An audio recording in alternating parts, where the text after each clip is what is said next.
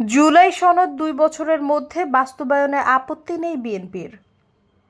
রাজনৈতিক দলগুলোর কাছে জুলাই সনদের খসড়া পাঠিয়েছে জাতীয় ঐকমত্য কমিশন। এতে বলা হয় ২ বছরের মধ্যে ঐকমত্য হওয়া বিষয়গুলো বাস্তবায়ন করতে হবে। এই বিষয়ে বিএনপির কোনো আপত্তি নেই বলে জানিয়েছেন দলটির স্থায়ী কমিটির সদস্য সালাউদ্দিন আহমেদ। রাজধানীর ফরেন সার্ভিস একাডেমিতে রাজনৈতিক দলগুলোর সঙ্গে ঐকমত্য কমিশনের দ্বিতীয় ধাপের ২১তম দিনের আলোচনার বিরতিতে তিনি এ তথ্য জানান। সালাউদ্দিন আহমেদ বলেন, খসড়ার ২ বছরের মধ্যে প্রতিশ্রুতিগুলো বাস্তবায়নের ক্ষেত্রে যে অঙ্গীকার চাওয়া হয়েছে সে বিষয়ে আমরা একমত।